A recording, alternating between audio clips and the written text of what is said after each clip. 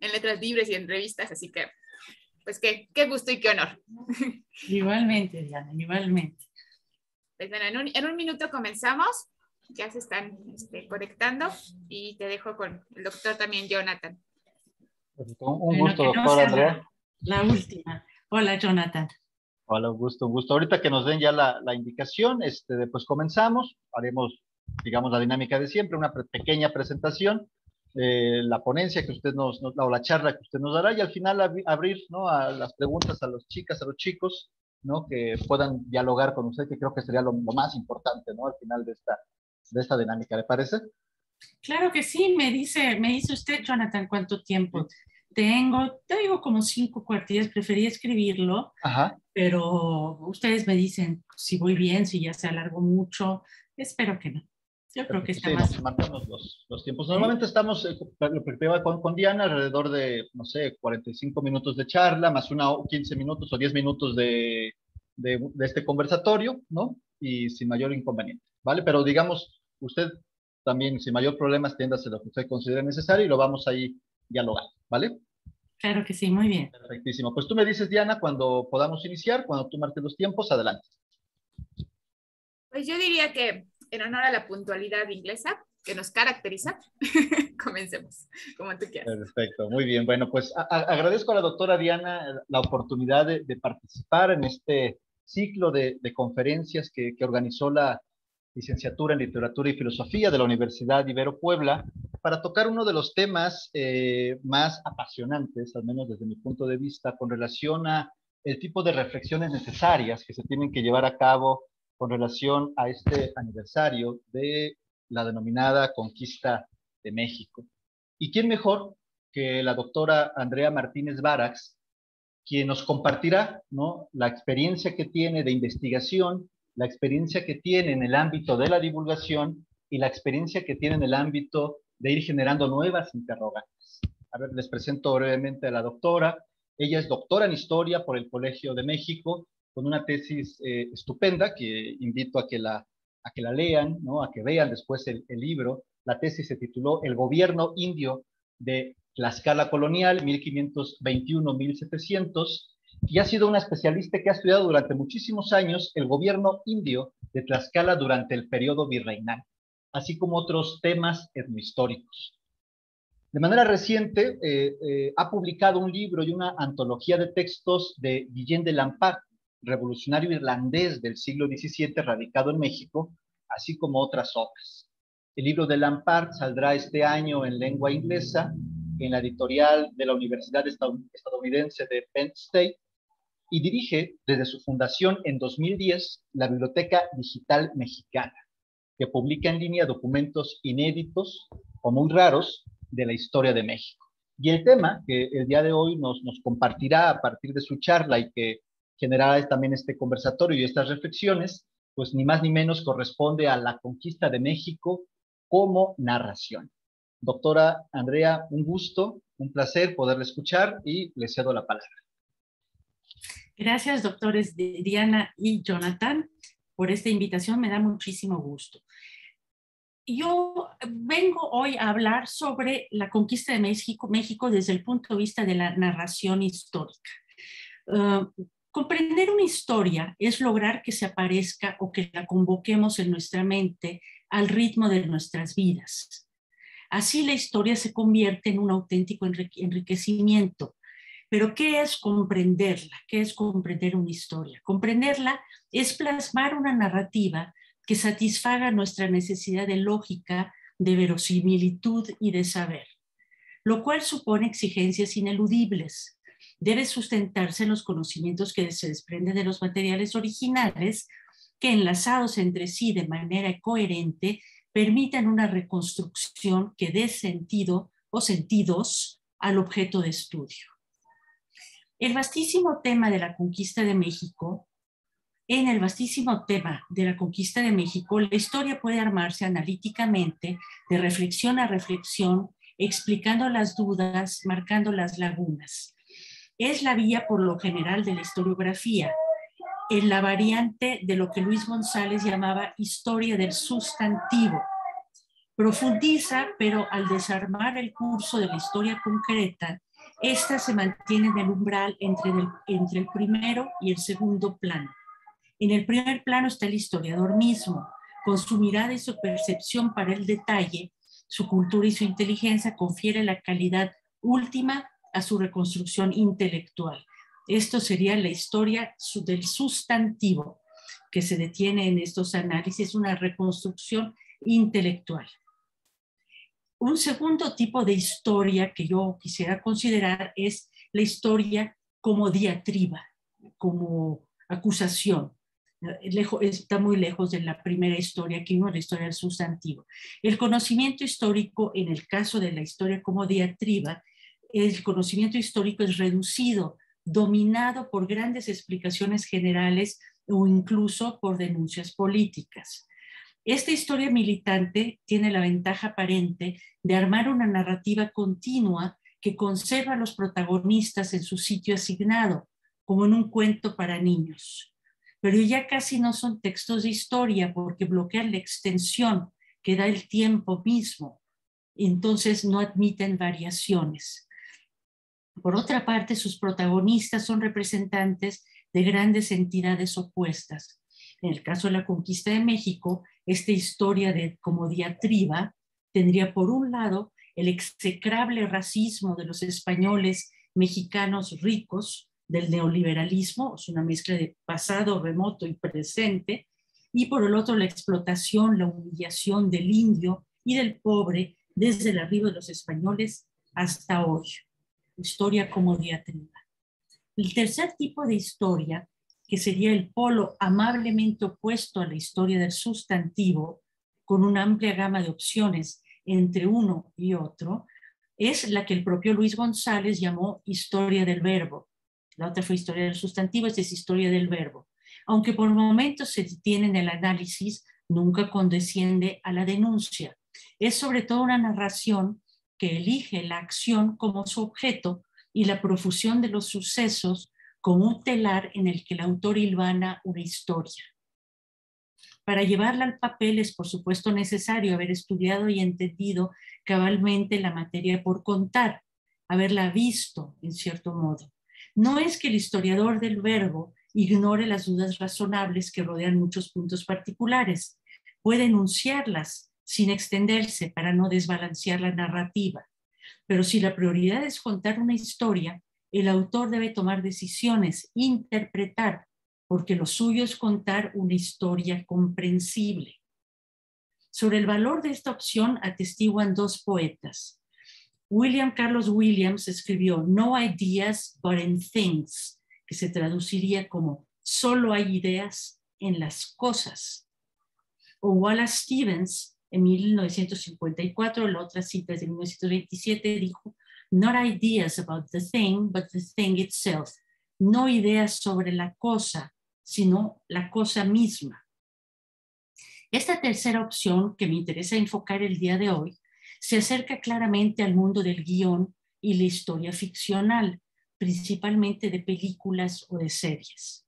Confieso que como historiadora siento un rechazo natural a las tergiversaciones abusivas y los cambios flagrantes a las historias basadas en hechos reales. Me incomoda igualmente la mala calidad general de las obras, no se diga la manipulación en la que a menudo incurren. Pero admitamos la realidad. Los historiadores y otros especialistas vecinos, como los arqueólogos, adolecemos de una timidez respecto a la necesidad de la interpretación y por eso, si bien entendemos a nuestro modo nuestros temas y aumentamos su conocimiento, nos podemos quedar cortos a la hora de darle al receptor, lector o audiencia material para ilustrarse.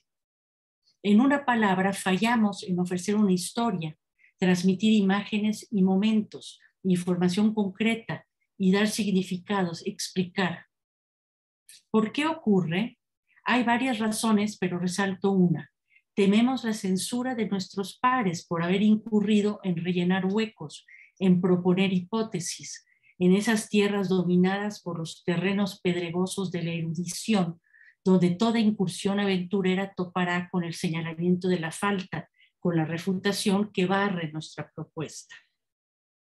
El resultado es evidente. En México en particular, las narraciones históricas no son consideradas tan serias como los estudios históricos.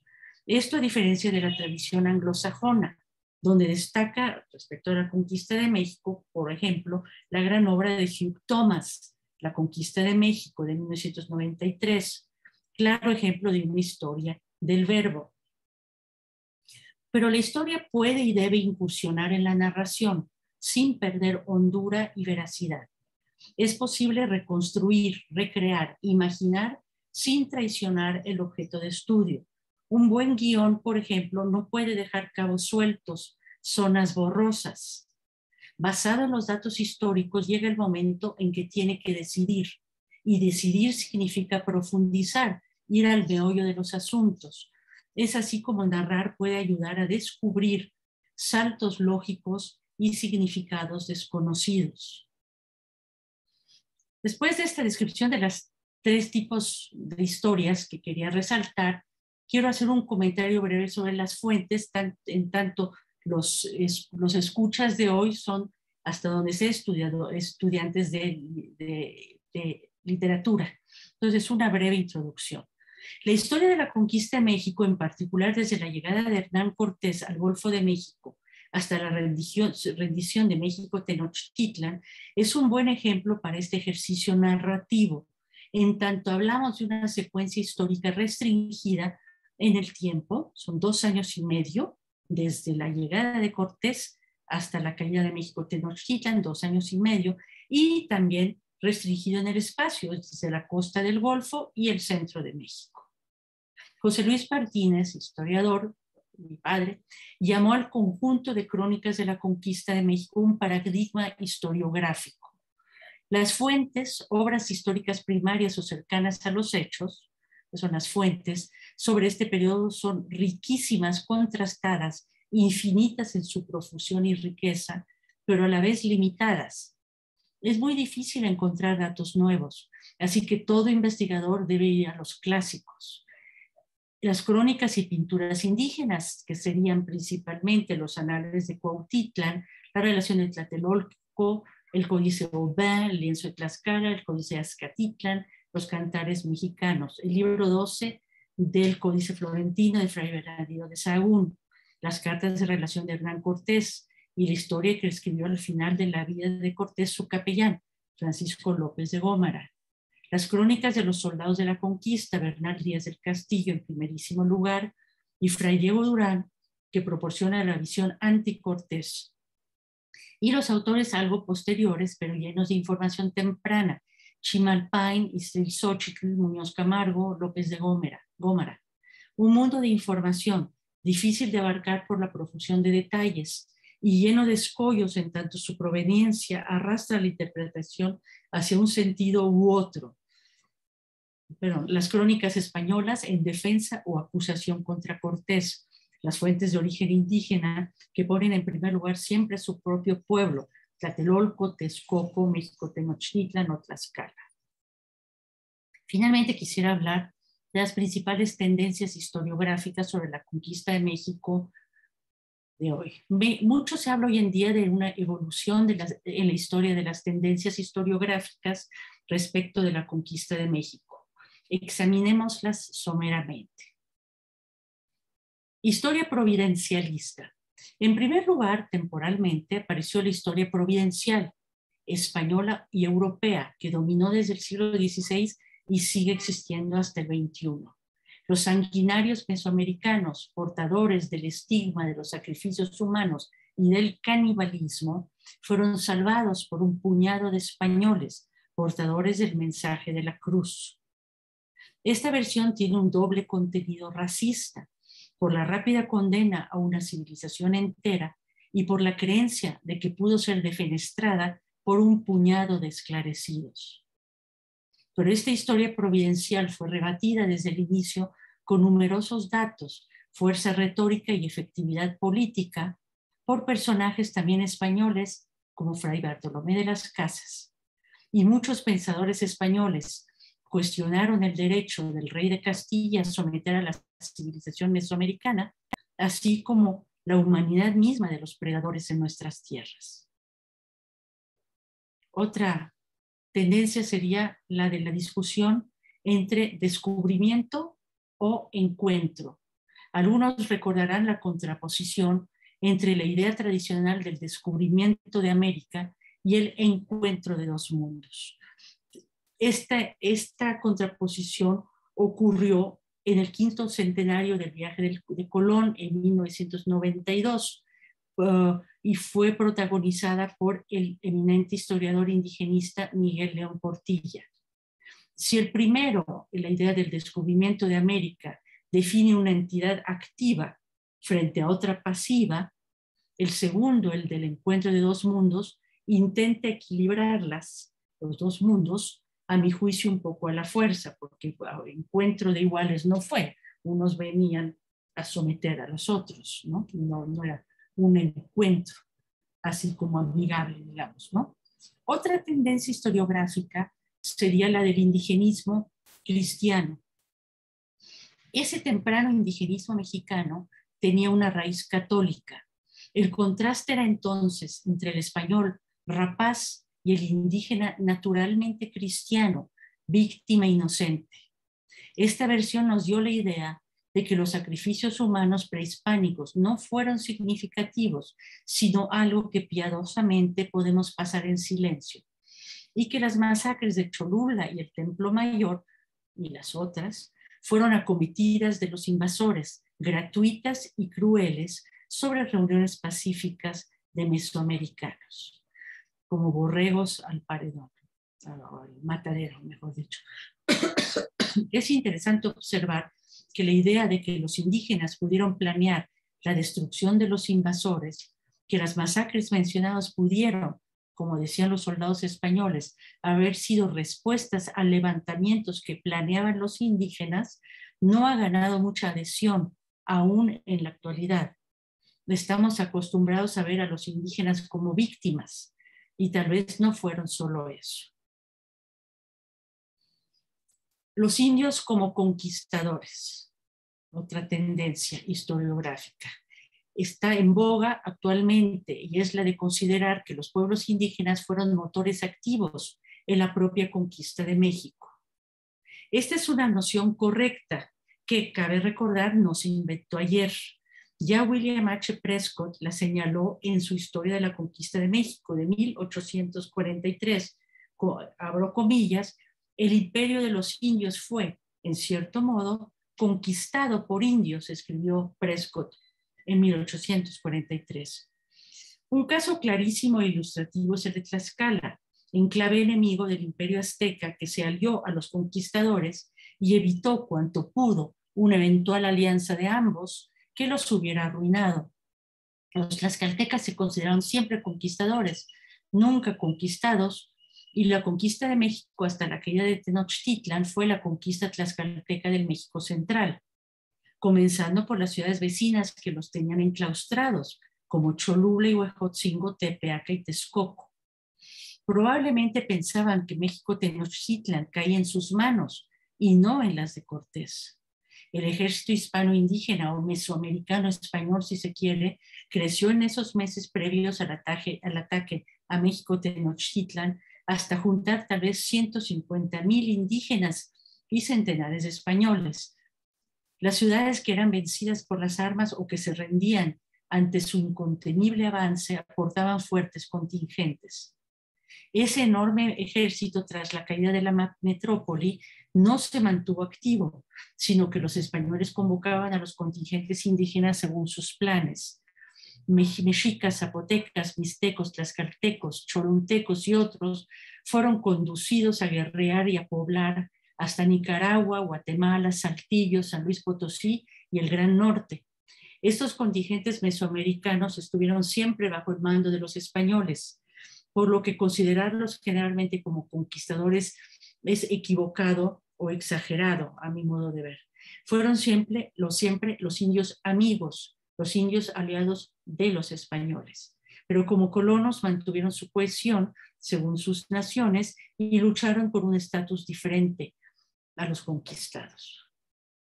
Finalmente, sería la última tendencia historiográfica, ya con eso termino, discurso oficial centralista ideológico. En torno a la celebración del 5º centenario de la caída de México Tenochtitlan, que como saben fue este 13 de agosto de 1521, 5 siglos, el discurso oficial, deshilado y contradictorio, ha incurrido en la manipulación de la historia para incidir en el presente y servir al poder. Incoherentemente se ha reivindicado en la parte indígena de la conquista lo mismo a los derrotados mexicas que a los vencedores anti-mexicas como los tlaxcaltecas y Marina o Malinche. Se ha tendido a concentrar la narración en los mexicas, dejando de lado a tantos otros pueblos que conformaban Mesoamérica y más allá. Se ha querido considerar que los indígenas fueron los verdaderos vencedores de la guerra de la conquista y a la vez los eternos derrotados, lo cual suena doblemente reivindicador de los indígenas, pero es claramente contradictorio. Estas tendencias historiográficas conviven, discuten, pelean, algunas desde hace mucho tiempo. Hay que escucharlas, pero la ética del historiador dicta la pauta, ya irreversible, para que la historia sirva al conocimiento, ya sea mediante el sustantivo o el verbo, debe ser ciencia en la investigación y arte en la narración, como también decía Luis González. Así la historia se vuelve una compañera, un saber y una sabiduría. Comprender una historia es traerla consigo. Muchas gracias. Muchísimas gracias, doctora. La verdad es que me entusiasma doblemente por la reflexión y por la oportunidad que creo que tienen ahorita las y los alumnos de poder conversar con usted sobre temas, al menos aquellos que han tenido la oportunidad ya de cruzar estos cursos de historiografía, temas que no les son completamente afines, más bien que les son completamente afines, porque han visto a Bernal Díaz del Castillo, han visto las cartas de relación de Hernán Cortés, han tenido la oportunidad de leer a Sahagún, algunos fragmentos, y me gustaría poder invitarlos, ¿no?, a que hagan alguna pregunta, formulen alguna interrogante, principalmente considerando que ellos no se están formando como historiadores, pero que sí tienen que saber cómo son las herramientas con las cuales se va construyendo la gran narrativa histórica. Y estos planteamientos que usted nos mostraba a partir de las distintas tendencias historiográficas, que ellos vean precisamente estas modalidades, ¿no? Entonces, bueno, antes de que yo haga una pregunta, pero preferiría que mejor ellos puedan tomar la palabra. Entonces, a ver, ¿quién dice yo? Los escuchamos atentamente. A ver.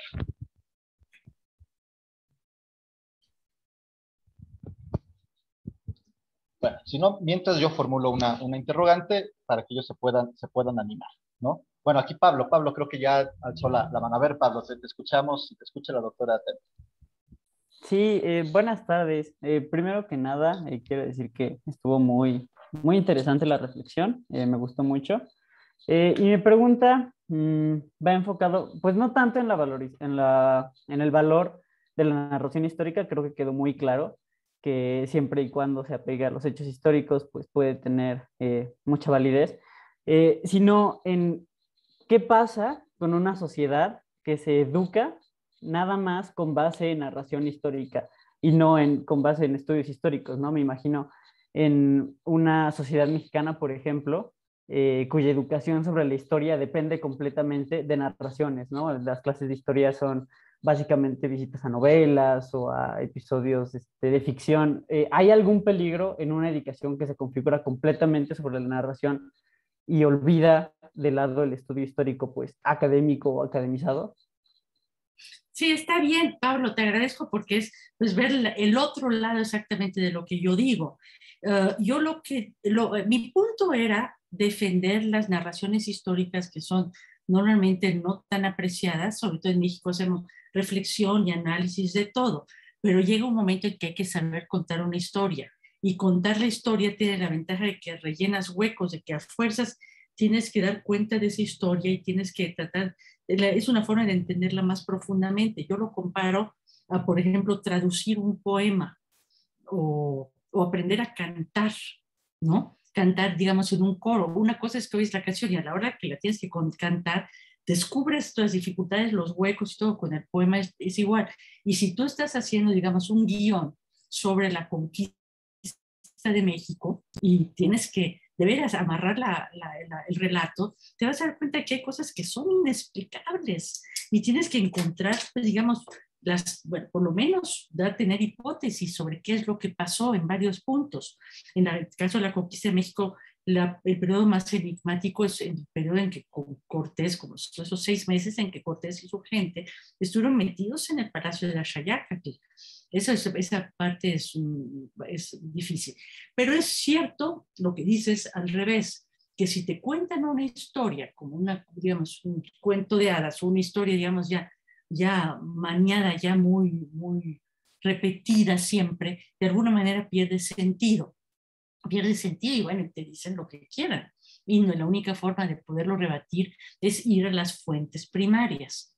Y eso es cierto. Yo trabajé en una época en hacer libros de texto. Bueno, hice un libro de texto que todavía se vende y ahí mi posición era no bueno, contar las historias básicas, sí, pero al mismo tiempo era poner fuentes, aunque sea 3 líneas, pero una cosa es que tú leas lo que pensaba Madero, y otra cosa es que te pongan un extracto de su libro, y en ese pequeño extracto tú tengas que sacar de ahí qué era lo que pensaba Madero.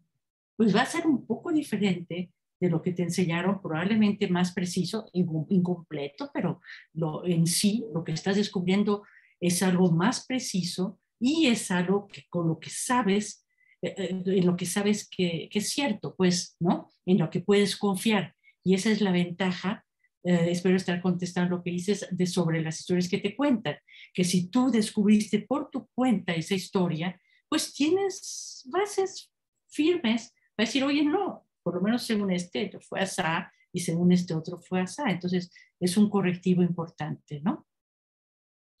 Muchísimas gracias. Sí, completamente. Y ya nada más, como comentario extra, quiero decirle que me gustó mucho la frase, la de ciencia en la investigación y arte en la narración. Me la llevo ya como muy bien grabada. Ya, eso es todo. Gracias, Paula. Muy bien, le damos la palabra a Diego. Hola, Diego. Hola, no sé si ya me escucho, creo que ando un poco retrasado. Te oyes muy bien, te oyes muy bien. Adelante. Ok, gracias. Bueno, pues a mí también me gustó mucho la plática, me pareció como muy, muy concreta, muy útil, la verdad. Y quería preguntar un poco, porque yo he notado últimamente que hay como un poco como que queremos como contar esta historia justamente, ¿no? Como en héroes y villanos, ¿no? Que está como esta parte en la que hablan de los españoles, ya sea como salvadores o como los que vinieron a destrozar una civilización, ¿no? O al revés, de las personas originarias como si fueran las víctimas, como si fueran estas bestias a las que tenían que venir a salvar porque eran caníbales, ¿no? Como dos polos como muy opuestos y casi como de caricatura, ¿no? Entonces, pues yo quería preguntar cómo podemos hacer para quitarnos un poco esta historia como de héroes y villanos, ¿no? ¿Cómo podemos deshacernos de esto? Y si tú consideras desde tu labor que es necesario acercarse a la historia sin hacer juicios de valor, o si por el contrario los juicios de valor también son útiles o contaminan la historia, no sé, más o menos tu perspectiva sobre este conflicto. Gracias, Diego. Pues sí, lo que pasa es que tú dirías, y yo diría, ¿qué tanto es juicio de valor y qué tanto es una manera de ver la realidad? Por ejemplo, si quieres preguntarte, ¿hubo destrucción humana y cultural de una civilización con la conquista de México? La respuesta es que sí. Fue una destrucción violenta, sanguinaria, cruel, injusta, una pena, o sea, las piras de la documentación, de los códices, etcétera, no puedes oler eso sin ponerte triste, los aperreamientos, las muertes masivas, la esclavización masiva, como ocurrió por lo menos en las primeras décadas, la gente que murió de hambre, todo esto, y bueno, la humillación y el sometimiento de tantos pueblos, y la destrucción de las joyas para fundirlas y quemaban la plomería y todas las cosas. En fin, hay material de sobra para llorar y eso no es un juicio de valor, pues es objetivo, ¿no? Lo que pasa es que lo cierto es que la historia universal está llena de eso. Nunca hay conquistas amables y los pueblos se conquistan. Estaba yo leyendo ahora a una pensadora colombiana, Carolina Sanín, que es muy interesante, decía, fue un movimiento de oriente hacia occidente, o sea, desde Asia, Europa, y África, hasta América, que es lo que permitió la circunvalación y la unidad de un mundo cerrado y completo, que permitió el renacimiento, etcétera. O sea, si tú lo ves a escala mundial, pues ya qué dices, ya para qué lo dices. O sea, como dicen, el caso típico es comparar, es hablar, por ejemplo, de Francia en relación a la conquista romana. Pues sí, estaban los galos y eran formidables, y llegaron los romanos y los destrozaron. Sí, los franceses no, sí, les gusta hablar de los galos, pero pues se sienten franceses, y ser franceses es tener su raíz latina. Y para nosotros, pues ser mexicanos es tener nuestra raíz española. Hablamos española, el catolicismo, y por lo menos dejaron muchas obras culturales de importancia. No vinieron nada más a depredar, terminaron haciendo caminos, iglesias, escuelas, hospitales, etcétera, colegios, universidades. Entonces, bueno, ¿qué decir? Es reconocer las cosas como son, recordarles a unos lo que olvidan de los otros y hacer, no sé si un balance, pero no olvidar el otro lado. Mucho más que eso no se puede hacer, ¿no? Sí, estoy de acuerdo. Muchas gracias. De nada, Diego, gracias a ti. Muy bien. José Luis Camacho nos hace una pregunta aquí desde la parte del chat y le pregunta, doctora, ¿qué opinión le merece el llamado proyecto cortesiano del que habla Christian Duverger? ¿De qué habla quién? Del que habla Duverger. Ah, del proyecto cortesiano. ¿Cuál es el proyecto? A él lo conozco sus teorías, pero ¿cuál sería el proyecto cortesiano? ¿El proyecto que traía Cortés? Yo supongo, no lo sé. O si quieres, José Luis, ¿quieres tomar la palabra? Perdón, es que no podía abrir mi micro. ¿Ya me escuchan bien? Sí, adelante. Yo disfruto mucho leer a Duverger, pero de repente presenta a Cortés como un héroe civilizador que parece que ya tenía la convicción de que este iba a ser un país mestizo. A eso varios le han llamado el proyecto cortesiano. Entonces, no sé qué opinión le merece a usted, doctor. Yo creo que Duverger a mí también me cae muy bien porque le gusta revolver, le gusta decir cosas diferentes. Ahora dice que Bernal no existió y que Bernal es Cortés. Está bien para molestar y para hacernos pensar, y me cae bien por eso, y siempre tiene una idea diferente sobre todas las cosas. Y sí, lo que pasa es que él tiene, en la historia francesa se usa, Christian Duverger es francés, regresarte hasta la historia desde mucho antes como historia francesa, y quiere hacer lo mismo para México. Es una historia que va hacia atrás. O sea, Cortés de alguna manera el portador del espíritu mexicano desde los, ¿cómo se llama? Desde el preclásico, digamos, que es que tiene un libro que más o menos, que se llama Mesoamérica, si no recuerdo mal, que más o menos dice eso. Entonces, bueno, sí se me hace un poco idealista,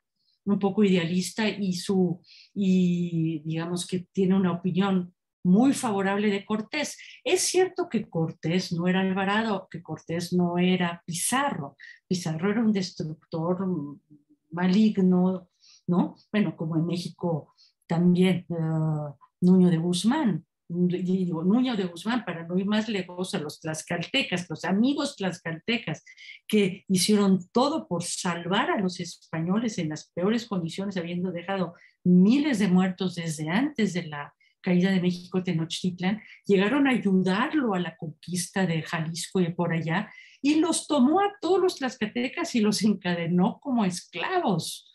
O sea, eso era Nuño de Guzmán. Y bueno, Alvarado es el que hizo la masacre del Templo Mayor, etcétera. Entonces, en comparación, Cortés era un político muy fino y era un señor educado. Y bueno, y eso se combinaba en esa malicia política, que tenía una parte de extrema crueldad. Sabía usar la crueldad ampliamente para sus proyectos, para su estrategia, pero también sabía decirles lo primero que hizo después, bueno, después de la caída de México Tenochtitlan, es reunirse con los pueblos aledaños, es decir, ¿qué les habían quitado los mexicas? Se los devolvemos, sus tierras, sus preeminencias, sus señores, ¿no? Se los devolvemos. Bueno, eso fue habilísimo, habilísimo. Entonces, es cierto que fue un personaje, bueno, interesante y que hubiera sido mucho peor, pero creo que exageró un poco Duverger. Gracias, doctora. Es que no soy historiador, soy esteta, y de repente le entro de historiador emergente, pero a veces creo que si fuera historiador, de alguna manera emularía alguna actitud que tiene Duverger a la hora de, si no provocar, por lo menos detonar la discusión. Muchas gracias. Igualmente. Muy bien. Bueno, en lo que surge otra pregunta, me gustaría pues comentarle, doctora, con relación, por ejemplo, a las otras modalidades de explicación que pueden existir con relación a la narración histórica, que no estén únicamente vinculadas a los estudios académicos, ¿cuáles podrían ser los alcances y las limitantes, ¿no? Con relación a esas otras modalidades que intentan acercar a un mayor público temas tan complejos, ¿no? Como estos, que inciten precisamente la reflexión, el conocimiento, el análisis, ¿no? Es decir, ¿cuál sería el potencial que usted ve en esas otras narrativas que están, no, digamos, ligadas al ámbito académico, pero que están también, o que tendrían que tener como objetivo fundamental explicar? ¿Cuál sería el alcance y las limitantes que usted nos podría compartir con relación a ello? Bueno, sí, yo en principio defiendo esa manera, defiendo la narración como un estilo de historiográfico, digamos, para el amplio público, pero que si está bien hecho, eso que digo yo de narrar una historia, si la narras bien, la traes contigo, si te las narraron bien, es que alguien vaya y encuentre, qué sé yo, una estación de metro, Popotla o algo así, y se acuerde de qué era Popotla porque lo leyó, y eso te la sabes y te quedó claro y te quedó metido en la cabeza. Eso es muy importante. También por eso es que es tan malo que quiten estatuas como quiten a Colón, porque es un referente mental de los ciudadanos que pasan y pueden pensar todo lo que quieran de Colón, porque claro, no es una historia unívoca, ¿no? Pero eso te regresa, te hace una reflexión, y eso es parte del valor de ese tipo de mementos, de recordatorios. En cuanto a las narraciones, pues hay libros mejores que otros y hay guiones mejores que otros. Confieso que yo, más bien, si hay una película sobre Cortés, no la veo, y una serie, no la veo y le tengo horror, pero bueno, es posible que haya mejores, ¿no? Y yo fui asesora histórica de la de Spielberg y creo que no se va a hacer, pero me llamó mucho la atención porque precisamente ese era un guión viejo de hace muchas décadas, y se hizo preguntas que realmente un buen historiador se debe hacer. O sea, ¿cómo era posible que Moctezuma estaba encadenado y sin embargo estaban todos como pasmados y no hacían nada? O por qué los dejó entrar o no, en qué momento cerró el mercado y eso era una estrategia o no, y si en realidad la masacre del Templo Mayor comenzó con un levantamiento, que hay que al menos hacerse la interrogante, que no tenían derecho a planear un levantamiento y de acabar con los españoles que estaban metidos en esa ciudad que era una fortaleza, que se cerraba, ¿no? Los tenían metidos, enclaustrados adentro. Esas son preguntas que se hacía ese guión. Entonces eso, que un guión de alguien inteligente que quiere ir a fondo, se hace preguntas que sí son importantes, porque lo que es un poco una lástima es así como el arqueólogo que te está describiendo un códice y te dice, y a la izquierda hay un molcajete. Ah, pues gracias, lo estoy viendo. No me tienes que decir eso que ya lo estoy viendo. Explícame qué hace un molcajete ahí, ¿no? Un historiador bueno te va a decir, no, está volcado, y quiero decir, mala suerte en el hogar, si es el caso, ¿no? Entonces, bueno, ahí ya, esa es una explicación, no una descripción. Y entonces también a la hora de la historia, sí, más allá de decir, bueno, es que no sabemos cuándo agarraron a Moctezuma o qué pasó con el mercado o qué pasó con, bueno, cómo murió Moctezuma y qué pasaba con la Malinche y etcétera, pues hacerse esas preguntas a fondo. Y me gustó esa idea de que un guión bien hecho puede preguntárselo porque tiene que explicar, no puedes, en un guión cinematográfico no puedes dejar las cosas de que, ay, pues quién sabe, ¿eh? No sé, ¿no? Eso es uno de los intereses que le veo a eso. Y tienes que contarlo, a ver, ¿no?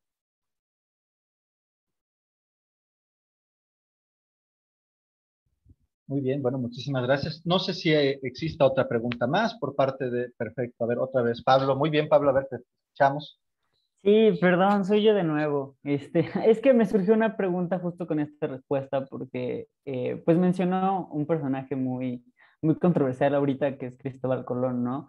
Eh, y la verdad tal vez es un cliché interrogativo la pregunta que voy a hacer, pero quería pedirle su recomendación para aproximarnos histórica y narrativamente a la figura de Cristóbal Colón, porque siento que ahorita hay como dos tendencias, creo que las dos están bastante erradas, una como la del Vox de España, ¿no? De este Salvador que llega con la civilización y ilustra con la razón al mundo. Y por otro lado, esta figura de genocida, que de repente no sé qué tan adecuada sea para Colón. Entonces, quería pedirle su recomendación para aproximarnos a esta figura histórica, ¿no? Tanto en los datos como en la narración. Y claro que sí, bueno, para comenzar hay que recordar que era un marino que se lanzó a descubrir lo que había del otro lado del mundo sin saber lo que había, suponiendo teóricamente que debía encontrar a China. Y avanzaba y no estaba China. Ese tipo de atrevimiento y además, por supuesto, sin un peso, rogando que le den el dinero por años, todo eso, pues es así como genocida. Pues no, claro que a la mera hora al llegar aquí sí venía con la superioridad europea de esclavizar a quien tenía enfrente, o al menos se llevó, si le hizo daño a algunas comunidades, sí se llevó a algunos niños a enseñárselos al rey para financiar su proyecto. Pero de Cristóbal Colón principalmente están sus propios escritos, que son fabulosos, milagrosos. Es la descripción que hace Cristóbal Colón de las nuevas tierras es como absolutamente única.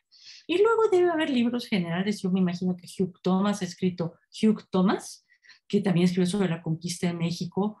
Debe tener una historia sobre Colón. Ahora no recuerdo qué más, pero digo, los propios escritos de Colón ya llevan muy lejos, desde luego, ¿no? Va, muchísimas gracias. De nada.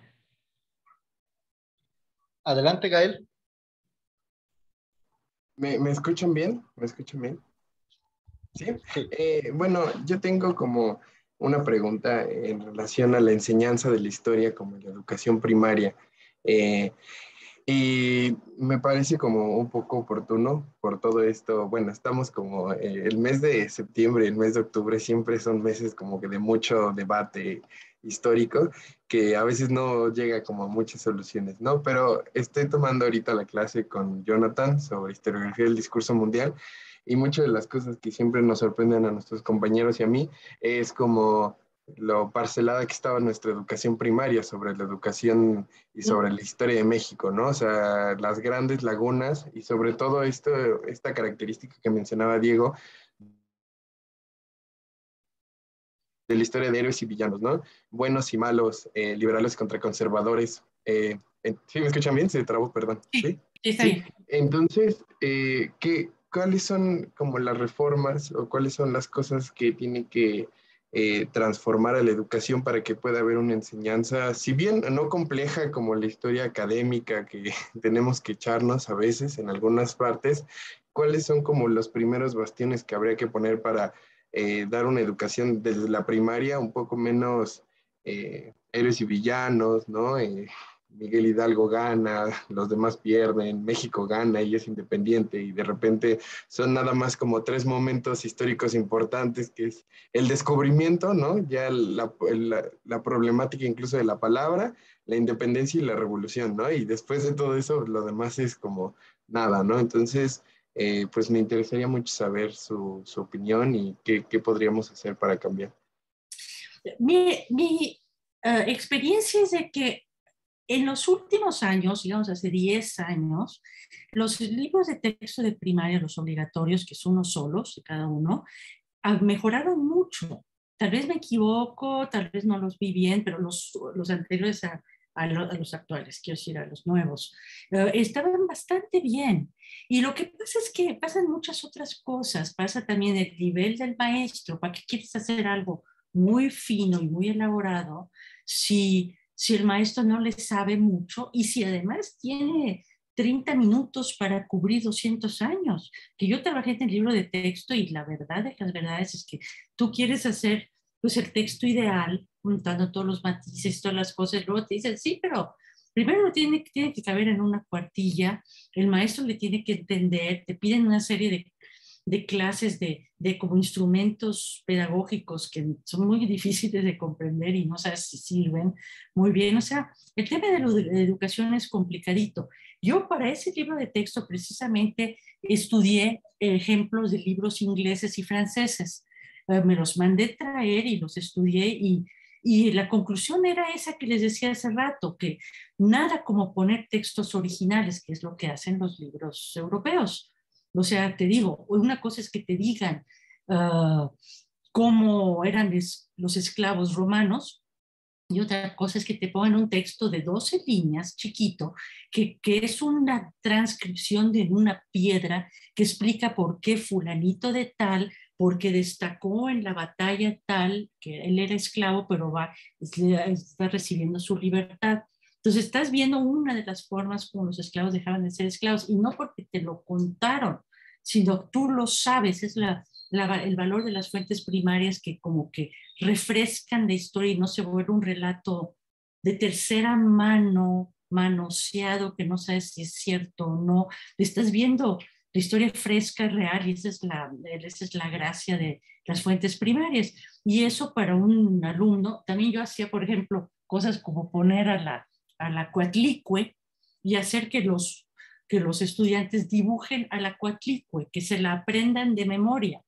Y para eso dibujarle, entonces que la falda, híjole, es de serpientes y estos son otras serpientes, que las plumas y esto y lo otro, a la hora de que la conociste bien, pero eso es algo que ya es tuyo, ya lo integraste dentro de tu pensamiento.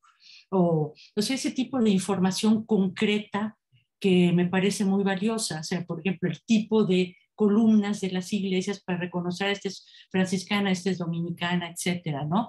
Con conocimientos prácticos. Entonces, sí, se puede mejorar las cosas con imaginación y tal, pero pues, hay que comenzar desde el principio con la educación de los maestros y te digo, si en total tienes 11 o 8 horas en el año para dar historia, pues ¿cómo quieres llegar a la sutileza y mejorar las cosas, aunque sea lo básico, ¿no? Eso sería. Por cierto, aquí viendo los comentarios. Muchas gracias, perdón, muchas gracias. Sí, gracias, Gael. Por cierto, viendo los comentarios, dice que José Luis Camacho dijo que él usa en clase para la vida de Colón Almirante del Mar Océano, de Samuel Eliot Morrison. Gracias, José Luis, es cierto que es un libro maravilloso. Por cierto, los libros de españoles sobre temas de marineros y del todo lo que es el mar, del mar, de la marina, asociados a la marina, son excelentes, así como su museo naval. Bien. Y también Ulises preguntaba qué tanto el oficialismo ha afectado la historia de México, es decir, qué tanto influyó o ha influido en los historiadores. Sí. Bueno, oficialismo, está el oficialismo de ahora y el oficialismo del pasado. Los historiadores ya de mi generación supimos distanciarnos del oficialismo priista. Ya tuvimos, digamos, una independencia en relación a ellos. No teníamos tanta independencia que no teníamos que definirnos respecto a la historia de bronce, por ejemplo. Hacíamos la historia a nuestro modo de ver. La historia de bronce son las de los héroes, etcétera, ¿no? Con diferentes opciones historiográficas, tendencias teóricas, lo que quieras, pero ya no era un problema grande. Entonces yo creo que el oficialismo para, digamos, los historiadores ya de cierta edad, ya no fue un problema tan grande, porque nos desprendimos un poco mucho antes, porque más está, por ejemplo, en la historiografía alternativa como la anglosajona, que ha influido mucho, o la francesa, en fin, no solo dependemos de la historia mexicana. Hoy en día, con el oficialismo actual, lo que pasa es que es muy beligerante y como todos sabemos de sobra, hay un clima muy crispado en las redes sociales y todo, abres la boca y ya todo el mundo está encima de ti, y todo el mundo odia a todo el mundo y todo. Esa cosa sí que es nueva y no ayuda mucho a la reflexión y al pensamiento. Y sí creo que y están haciendo libros de texto y todo, vamos a ver qué sale de todo eso. Esa es una situación nueva.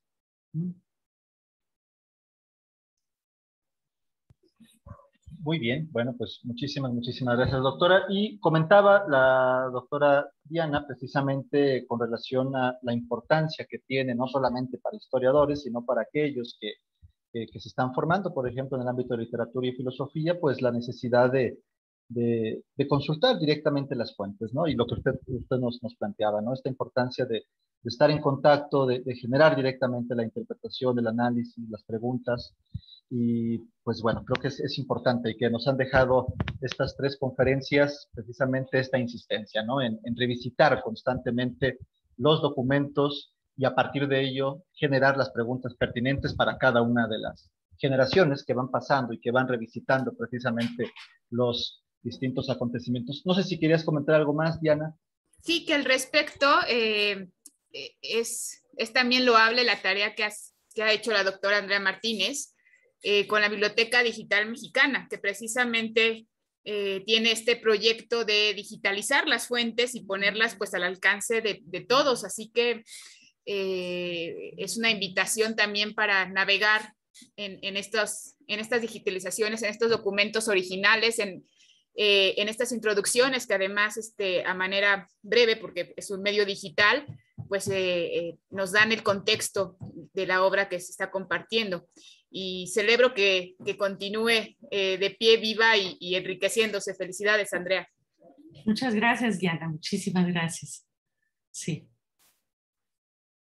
Sí, nada como volver a leer o leer por primera vez. Las cartas de relación de Hernán Cortés son sorprendentes, realmente. Y el Bernal, que es tan copioso y tan rico, bueno, cada vez que lo abro es como si lo estuviera descubriendo por primera vez. Sobre cualquier tema y ahora con tanta facilidad de alcanzar las fuentes y de buscas, qué sé yo, Tepeaca y con el buscador inmediatamente ya estás en Tepeaca y ya sabes todo lo que querías. Es más fácil ahora que antes ser erudito y saber de todo, ¿no? Y eso es muy bueno para todos, ¿no? Muchas gracias, Andrea. El agradecimiento es a voz propia y bueno, ya. Gracias, dejo la palabra a Jonathan. Bueno, pues no sé si haya otra pregunta. Creo que la doctora nos abre un abanico de oportunidades para seguir indagando sobre el tema, para mostrar que no hay una postura, no hay una postura general, tampoco es una postura que únicamente esté en 2 bandos, sino que es una reflexión que constantemente se tiene que estar generando a partir precisamente de entender el trabajo de investigación histórica con las posibilidades, alcances y limitaciones de muchísimas narraciones que están encaminadas a la formulación de preguntas, de interrogantes y de fomentar la imaginación para tratar de entender precisamente estos problemas que nos atañen a todas y a todos.